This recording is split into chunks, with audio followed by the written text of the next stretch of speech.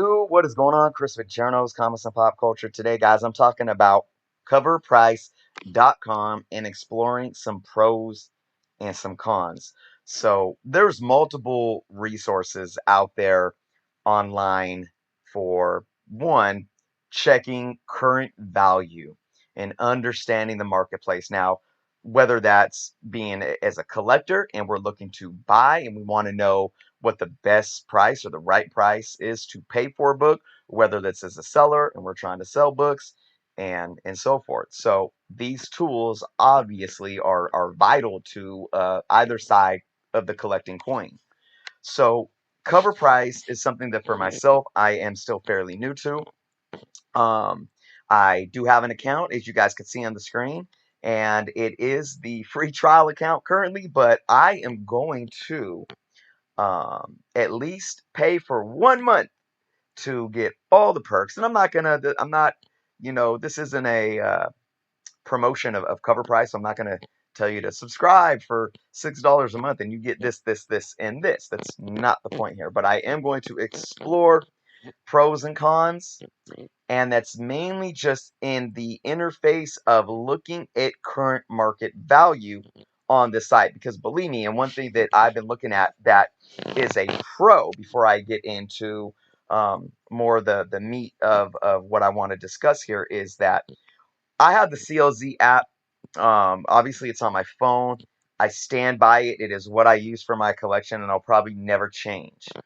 They actually made some updates in the last year too to make it more interactive. But one awesome thing about Cover Price is that it does have a My Collection tab where you can store your collection, and this is the great thing about Cover Price. And I will probably never enter all my books. I can only enter 50 right now with the free version. I won't enter 16,000 books into this, but it's good to enter your key books.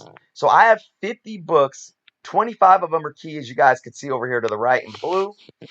And those 25 key books with 25 other books are valued at almost $5,000. Actually, just a couple days ago, they were over 5,000. So it actually has real time adjustments to the market, just like watching the stock market. And this is amazing, amazing to have at your fingertips. So I could go in here and watch each book each day, open and close, and see what it's trending, just like if I was watching the New York Stock Exchange or watching my stock portfolio. Amazing how the interface is in real time too. So you can, I'll go into my collection here and you can just see some of the books that I put in here. Um, and as you can see on each book, you can see towards the bottom, there's a percentage there in red or in green. So if you look at She-Hulk, and this is day to day. The She-Hulk #1, and they base this on average sales. Okay, it's down 4.5%. Avengers Annual #10, first appearance of Rogue, is up 4.7%. And you can monitor this day to day. It's really, really awesome. It tells you which ones are trending upward multiple days in a row, and they call that hot books. So that's another awesome thing to have. But let's just go into a book here, and we're gonna go into Amazing Spider-Man 300. Okay, now this book right now is trending. It's trending up. You guys can see there in the middle of the screen. It's trending up by 2.08%. Now, look at how the interface is for each book. And I love the layout. The layout is extremely user friendly. Okay, so and one thing I haven't put in here is sales price in terms of what I paid for the books, right? So you can look here and say, okay, purchase price in the middle of the screen, right under current graded value. Okay, $0 because I didn't enter anything. But say I bought this book for $200. The current graded value at a 8.5, which mine is 283. So if I paid 200 for this book, my potential profit would be $83.37, right? So it's really, really interactive, really user friendly. You can come down here, you can see value overview, you can see record sale trends, um, Typical sale of a 9.6. You can see over to the left of your screen in the kind of the ocean green or teal green. It says graded comic at a 9.6 sale average, 616. That's extremely valuable information. Typical sale raw comic is 276. Now, here is here's the con about cover price, and I feel that this is a con mostly for sellers. And I've seen sellers do this on Marketplace. I've seen sellers do this on seller apps. I've seen them do it in Facebook groups, on comic book Facebook groups. Um, and I'm sure people do it on eBay in terms of how they estimate the price. But check this out. Your typical sale for a raw comic is stated at 276, but this is what they do. Let's scroll down here. And see. Okay, we're gonna go to comic details. Oh, save comic details. Let's go into oh view market value. Here we go. Now, if we look at this, there's graded comic sales to the left and raw comic sales to the right. Now, again, pro graded comic sales.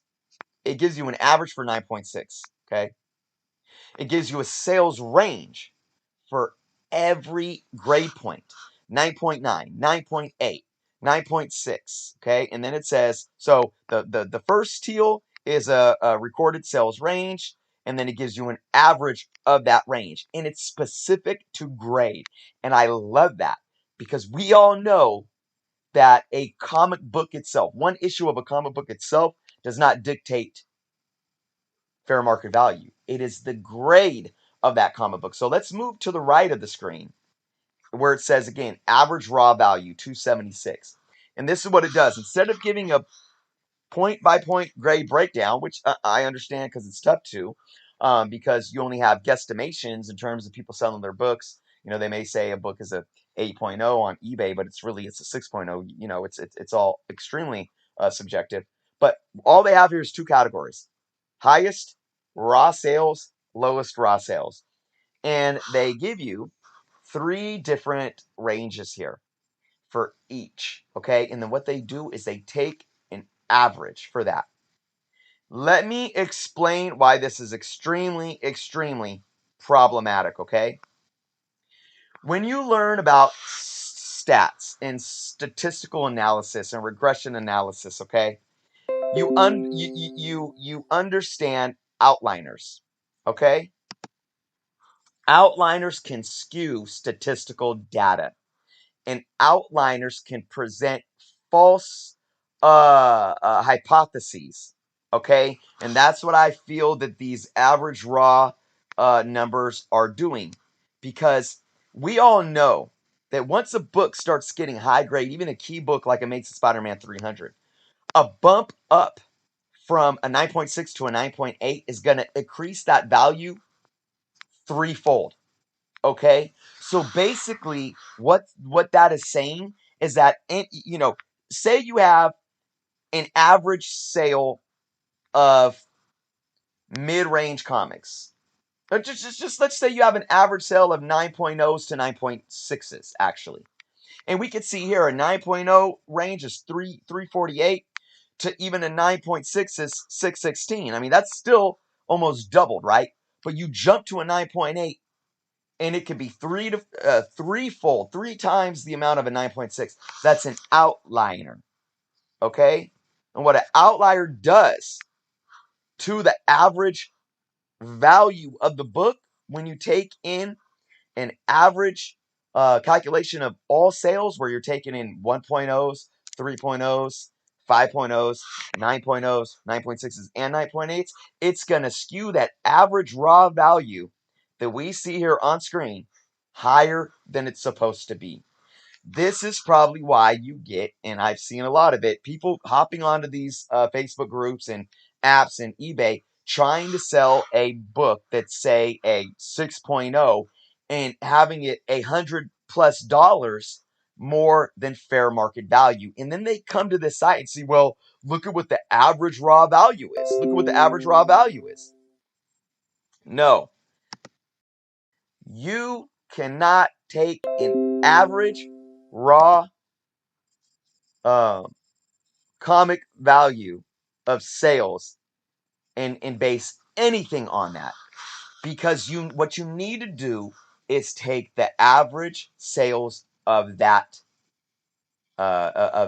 grade, or a grade price range, because again, raw books, it's all subjective. So if you have a book and you say, well, this is a mid-grade book, I'm going to say it lands between 4.0 and a 6.0. You can easily take a value. You can, if you're a seller, hey, shoot high, take about the average value of the 6.0 and apply that to your book. If you have a book that's anywhere between maybe an 8.5 and a 9.2, you can shoot high. But you cannot take a book that is mid range or low range or even 8.5 or 9.0 and try to sell that book at an average value range based on sales of books that have a range of grades, people. So that's my huge con. Okay, so again, cover price. I think there's a lot of pros. I love the breakdown for graded books, but we have to be careful. And I'm speaking to you sellers out there more than, but I'm also speaking to you collectors trying to buy. Don't get caught up, because I've had people pull screenshots up of cover price.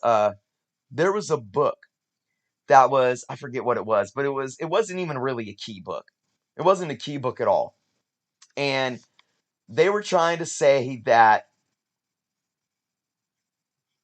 the average, or wait, shoot. Actually, yeah, they were taking it wasn't a key book, and they were taking the average range, which I believe the average range was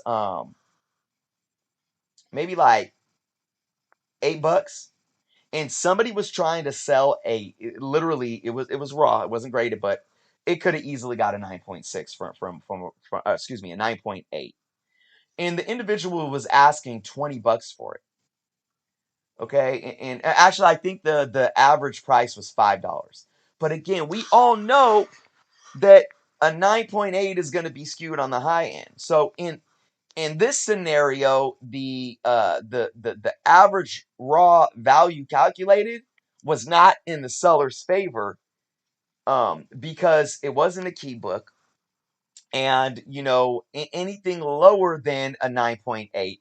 And I remember I was looking at fair market value. I think at a book like that where you get a 9.8, I think the 9.8 fair market value was like $28, right? And then the 9.6 was like 23. And then the 9.4 was like 16. And then the 9.2 was like 12. And then an 8.5 was like 8. And then right when you started getting down there past an 8.5, it started getting under that $5 mark. And you probably get a lot of kind of that lower range on the market. You might find some even in dollar bins. I think it was a book from the 80s. So to this seller's regard, I was vouching for the seller, saying, look, man, that book is crispy near mint. Definitely a 9.6. Could even get a 9.8. Look, ask for your $20. So again, people were trying to lowball him. It worked against the seller's favor. But so I mean, again, in this situation, it could go both ways. If you have a Amazing Spider-Man 300 and you have a raw 9.6 or 9.8, and you're asking, $500+ for it, that's fair, right? And then someone says, well, look, let me screenshot you this. The average value is 276, so you're asking way too much. But at the same time, if you're a seller and you have an Amazing Spider-Man 300 and you have like a 6.0, and you're trying to sell it for $276, no, because probably in that range, you're probably looking at maybe $100 for that book. So again, this is extremely skewed. Uh, don't pay attention really or give it a grain of salt when you're looking at raw comic average sales on cover price. Don't use it as a buyer or um as a seller as a concrete tool. I would just utilize cover price for their graded numbers, and then for raw books, you gotta explore.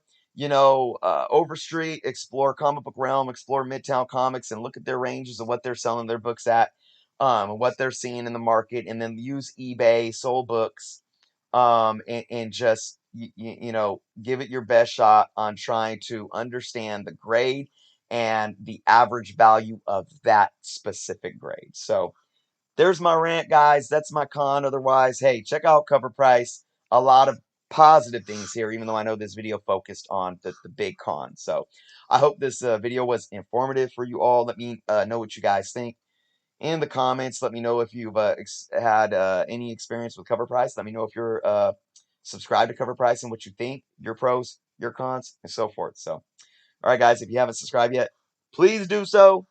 Thank you for watching. Till next time.